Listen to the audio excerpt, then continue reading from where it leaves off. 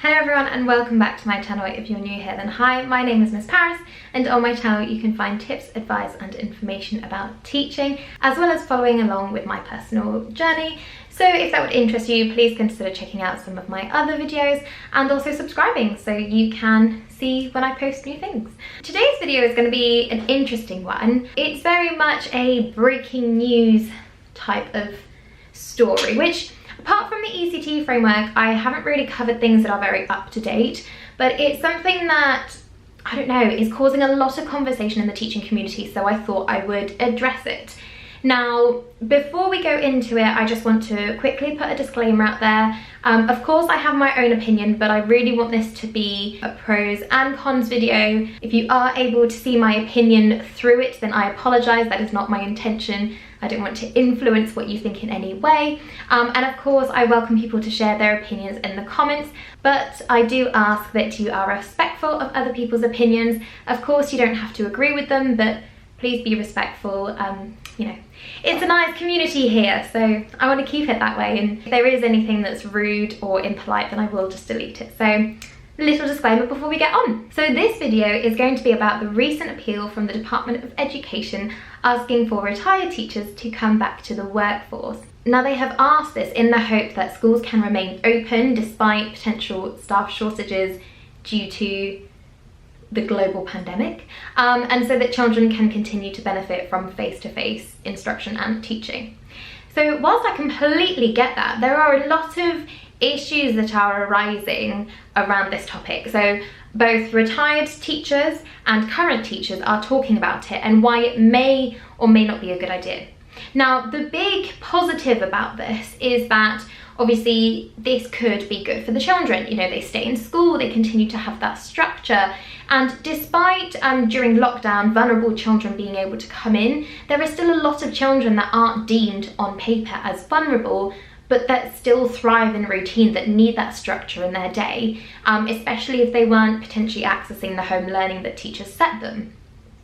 So obviously I get this. It's really important to have that face-to-face instruction for a lot of children. It also enables structure for the children, but also, you know, it is our jobs. Like, we are there to teach. A lot of parents, they might not be able to help students, especially secondary students. You know I can't help with my brother's math homework anymore. That's kind of beyond me. There's often times where parents might be actually working from home and they might not be able to support their children. And there's already been such a big gap due to this pandemic in terms of children's education. You know, there's been interrupted, which year are we on? We are now on year 3 of interrupted education, and so they're really trying to limit the effect it's having, because obviously then we could have years and years and years of continuous interrupted education, and that's kind of almost setting them up for failure. So that's really their logic behind it. However, we have a lot of questions, and the first is their term of retired teachers. Now, a lot of teachers retire from the profession before being of a retirement age. Now, retirement age, I don't know now, is it between 65 and 70? A lot of children are leaving the profession before this, and you need to ask yourself why that is, and also will they come back despite those factors? So one of these factors that I have been reading about is from people that have kind of, you know, gone up the pay scale. They now are in SLT, they've had multiple different opportunities to lead subjects and so on and so forth. And they've also just been teaching for a long time. Now they're realising, maybe under a new trust or a new headship, that the school is becoming a little bit of a toxic environment, or there are things that they don't agree with. And so they think, I'm just going to change school. But because of their pay grade, a lot of schools won't accept them because they don't have the budget. So they leave the profession for something maybe higher paying or to go freelance. And that's all well and done, completely justified, completely their choice. But are they now going to come back to support us, you know, during a global pandemic where, you know, PPE is very difficult and children will come up to you potentially carrying the virus? Are they going to do that when they're not going to be paid as much as they previously were? Are they going to go through a supply agency and work for £10 an hour when actually they might be in a better position now? So that's one of the reasons that I have read about. Another reason why it might be that they left previously is because of you know, the work environment, the demands, the expectations, the way that Ofsted could observe you at any single point and you're just meant to adapt and go with it, or how guidelines keep changing, or trusts put lots of extra pressure and the workload has increased and the admin has increased. Are they going to want to come back to that again in the middle of a global pandemic? That's what you always need to ask yourself. It's not normal circumstances. Global pandemic makes everything more stressful anyway. And then there's obviously retired teachers. What if they are of retirement age? Are we expecting people who are potentially more vulnerable to the disease to come back into schools? When, like I said, children will come up to you, they will sneeze on you, they will cough on you. I've even had somebody lick my hand once for no apparent reason. Why? I don't know. But are they going to want to risk that? So there's that side, like, why would people who have purposefully retired want to come back? Then there's also the side of the children. So obviously we are doing this to benefit the children. We don't want them to continue to be impacted in their education, because this is the future of our society, you know, the future generation. They're going to be the ones that are one day going to become doctors and pilots and all of these other jobs that we really desperately need in society, and they're potentially impacted because of this. Now, I completely get that, but also there have been a lot of changes in education. Education is continuously adapting. If they have not been in a classroom for many years, are they going to be able to teach with the same, you know, expectations and the same knowledge as when they last were in the classroom? You know, if they retired many years ago, they might not even know about the 2014 curriculum. And even since then, there's been updates even in 2019. Will they be able to cope with it all? Because there's a lot to cram into a plate nowadays. You know, mastery is a big thing, and it's no longer kind of learn your timetables and move on. You need to be able to, just as an example, show your timetables in many different ways, represent it in many different ways, and then you need to apply it all the time. It's not just, you know, like when I was in school, here, learn the facts, this is how you do addition, here's column addition, then we move on. It's much more complex now, and there's an emphasis on deeper understanding. Will they still be able to maintain such a high level of teaching? Now, this is not at all to insult them. They might be absolutely fabulous and have only left due to some of the factors I mentioned before. And so in that case, we would love to have them on board, but do they want to come on board? And that's another thing. Like, is there some kind of pressure that has been put on? Do they feel, you know, that teacher guilt that although they've left the profession still kind of, you know, stays with them a little bit? Because we know teacher guilt is a real thing. Are they going to feel pressured to come in? Can they still give it their all? You know, and then also we need to think about how the children will adapt. Now, because I wanted to be fair and put pros and cons, I do just also want to do the pro version of my last argument. And that actually, because they have taken a break from the profession, because they have managed to focus on their life or their happiness or their well-being or their work-life balance, maybe they will come in with a fresh start. Obviously, everyone currently is quite exhausted. We do have the Christmas break, but if that results in lockdown, then it's not really a break, is it? We're still kind of, you know, stuck indoors and not being able to relax as much as we would like to.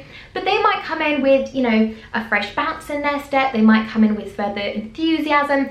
Because they are coming in to help the children, they might come in with more enthusiasm, more excitement than those currently in the workforce. I think they use that word. Now, one thing I also noticed, which can be a pro and a con, so I'm just going to say this as a fact, is in the post that they did, they said it could be for as little as a day or a week next term.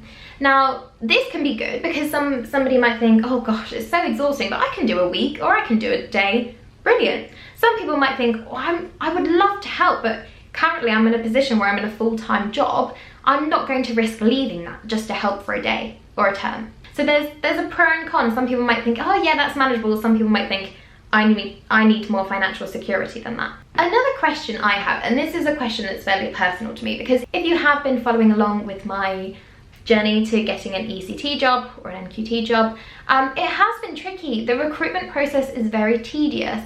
So for example, for this January position that I was offered at the end of last term, obviously we had October holidays, and then this whole term, it was only sorted in the last week.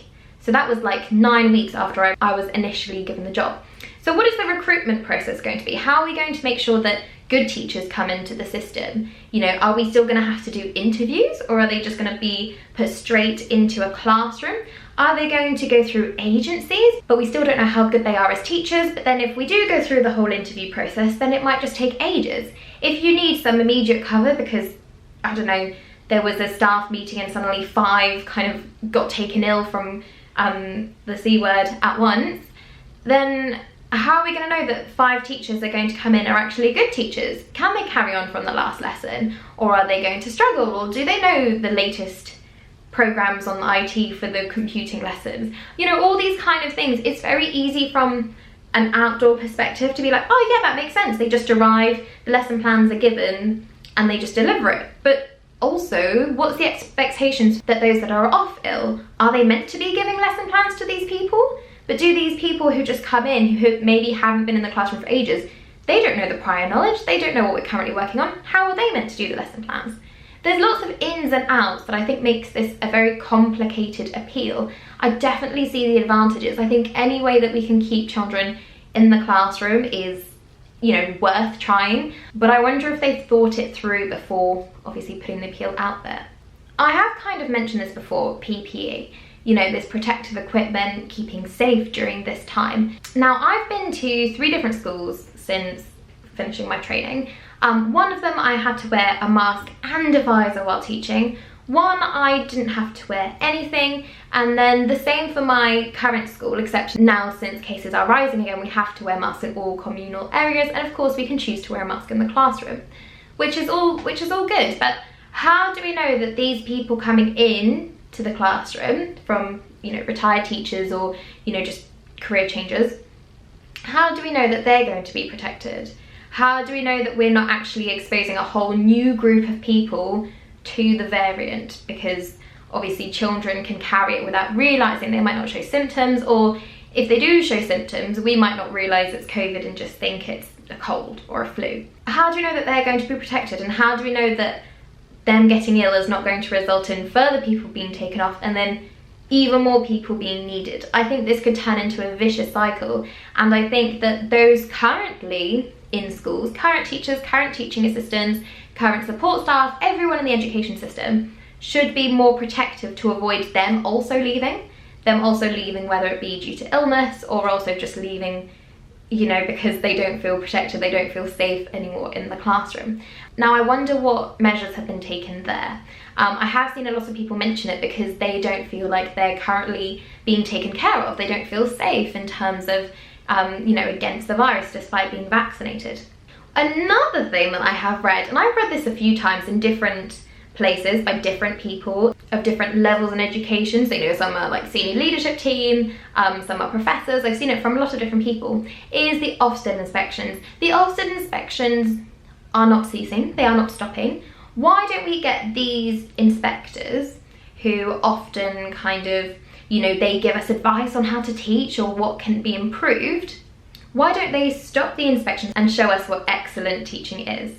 You know, let's see them model exactly what they give us feedback about, because that would be more people in the force. They're coming into schools anyway, so it's not an exposure to them or from them because they're in schools anyway. They should be very top level teachers because obviously they are giving feedback from schools to the government. You know, Ofsted ratings are very highly regarded by prospective parents and teachers and people looking to join the school.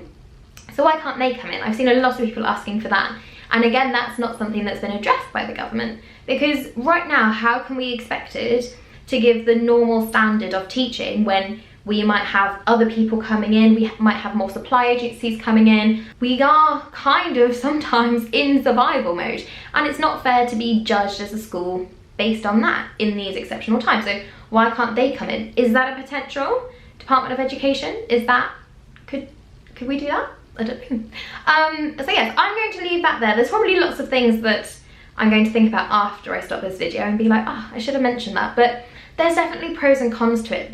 The general gist of why they've done that appeal is very good, and it's very considerate on the children, because a lot of people won't have had, consistent home learning delivered, or the consistency between schools across the country is very different. Some people did lives every single lesson, some people did 1 live a day, some people didn't do any lives at all. It also depends on the demographics. Some places might have several laptops per household and every child could access them. Some might have been sharing one and that was for the parent that was working from home. You know, loads of factors come into the effectiveness of home learning, and so I completely understand why the government wants to try and keep face-to-face instruction. But then also, teachers are human beings. We need to feel safe. We need to make sure that we are given the opportunity to do our jobs as effectively as possible. But also those people coming in, how are we protecting them? How are we making sure that they are also not being set up to fail and they are being given, you know, lesson plans and things to do, but without putting further workload on teachers that are potentially ill? You know, can we bring Ofsted people in? Is that an option? Can we cease inspections, because otherwise it's not a true representation of the school in a normal day-to-day setting, environment, school day? You know, there's lots of things that I think have yet to be addressed, and there's lots of these posts being put around the internet. But we need more information about it, more guidance. And of course there is a link to sign up if you are a retired teacher and you are interested in, you know, joining the schools, ready to help those children that potentially might not benefit from home learning. So I will leave that down below, but you know, do let me know what you think. Remember to be respectful though. If somebody says something you totally don't agree with, you can reply, but please do so politely. There is no right or wrong answer in this situation. I just thought it was breaking news and it deserved to be mentioned because, again, this is, you know, this is a big thing potentially in education. I mean, when COVID started, obviously it was going to have a huge impact. This potentially could have a huge impact too. So I hope you enjoyed this video. Please give it a like if you did, comment below your opinion and subscribe if you haven't already. I will see you soon. Bye.